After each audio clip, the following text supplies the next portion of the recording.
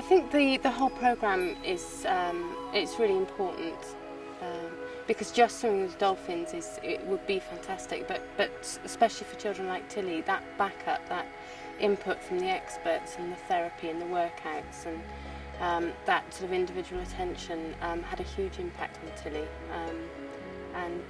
Although it made the days very, very busy, it was still sort of all about her, and she was able to do so much because they knew how to get her to do things, and that expertise was invaluable, really. I think it's just amazing what the staff do during that week. They're obviously very knowledgeable at what they do, and they just the way that it's organised and the safety aspects and the therapy, you instantly know that they know what they're doing, and you have complete faith in how they do it. There wasn't anything that gave us cause for concern at all.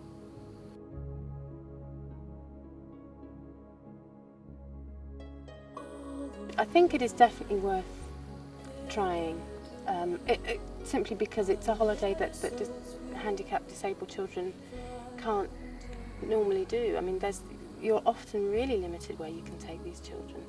So to be able to go somewhere where they can do something that special and do it safely and do it without any judgment, and they're not fazed by any behaviours or any problems at all, is great.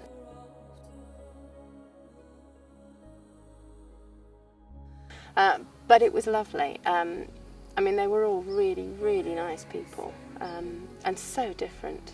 I mean, we didn't even know what people did for a living by the end of the week, but it didn't matter because we were all there for the same reasons, and everyone was just having a great time. And I don't think there was a cross word spoken the whole week, which is amazing considering there were 45 people all working together for 6 days, and they were all just really lovely, and everybody was very upbeat, which was nice. All the children change with their trip. I mean, you can't be the same person after an experience like this. It's just, you can't.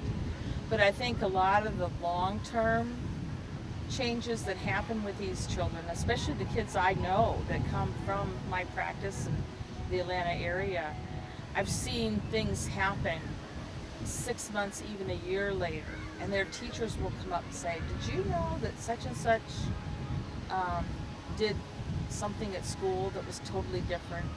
Or the parents will tell me that they'll try eating new foods, or that they like certain kinds of music that they didn't like before. So they look at it as a changing point in their lives, as an individual as well as a family. And that's our whole goal, I guess, is to bring them to another level.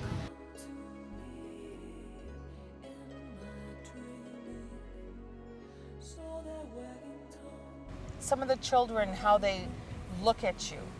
Before, they're like inquisitive and like, what are you all about?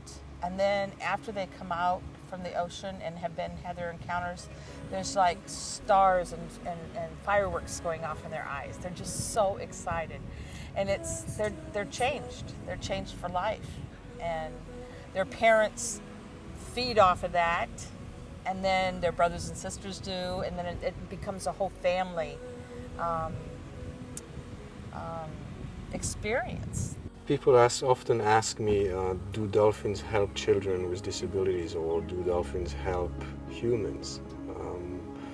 I think humans or children with disabilities help themselves with dolphins. The dolphin doesn't really intend or is not really planning on helping a child with disability, even though he may be aware of the disability. But the child, by being in contact with the dolphin, is going to help himself because of this deep emotion that is generated when you have a dolphin encounter. In those 9 years, I've definitely met some children that came out of this experience with enriched and also much more sure of themselves. Their self-confidence had improved, their self-image had improved, because they had achieved something that they had always wanted to do. And they had also achieved something that few people actually do in their lives. Most of the families that are coming to us have unrealistic expectations because they have tried most everything. They have tried traditional medicine. Now they're turning towards alternative medicine. They're turning towards the magic aspect or the magical thought. And it is their last resort. So of course they have some unrealistic expectations.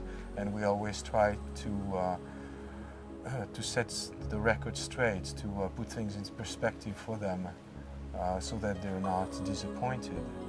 And in our literature, we make sure to express those thoughts and to address those issues so that they don't come to us expecting their child to go back home totally healed.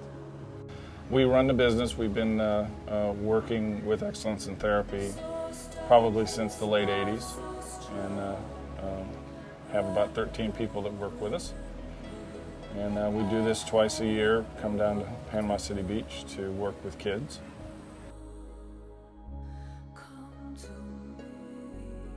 People tend to feel that they're by themselves. You know, they come home with a sickly child and they're alone. They're on an island. And coming here with families from all diverse backgrounds, from different countries. Sometimes they can barely understand each other. To watch them meld into the best friends they've ever had, it's amazing. And what they find is that they're not alone, and that there are a lot of people out there that really, really want the best for them and their children. And to me, that's almost the best part of the therapy, is to see the parents relaxed and to enjoy themselves, sometimes for the first time in a long time. And it's, you know, we talk about the kids and all that, but we really, the parents get a good dose of I guess, self-reliance, that they are parents, they are doing the best they can, and that there are people out there that really want to help them and work with them and not against them.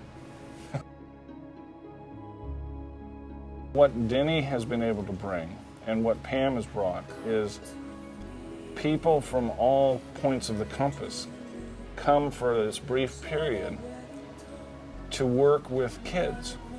And it doesn't matter where the kid comes from. They could be the wealthiest individual from New York City, or they could be here on a scholarship from the countryside of Alabama or somewhere in the world. But for a brief moment, we have people from Europe, Japan, North America, come here with the one purpose of working with these kids, to give them the most unique experience that most people don't enjoy.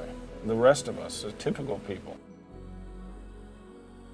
Most typical people will never swim with a captive dolphin. I mean, even though there's programs all over, most people will never do that. Our families and their kids, in their wildest dreams, would they think they'd be put in a tank with a big animal. But then to put them on a boat, take them out into the Gulf, put them in a life jacket, in a floaty, take them out there and have wild dolphins swim around them. If you told that to somebody on the street, that, oh, in a year your daughter will be doing that, they'd look at you and think you were nuts. And what the nice thing about it is that the kids are really smart. If you're not into it, if you're just going through the motions, they'll know. They know, and they'll turn off. They won't like it. I mean, they won't bond. But if you are here and you're sincere, you don't have to be, an expert, but you have to care. And that in itself is expertise, because to take a child you don't know, a family you don't know, and to quickly bond with them, have a good time, and make the week seem like it happened in a day, not an eternity, because you're having so much fun. Therein lies the expertise. And Denny's group and Denny's vision, mixed with Pam's passion and vision for what she wants to see happen with these kids, and then wonderful people from all over.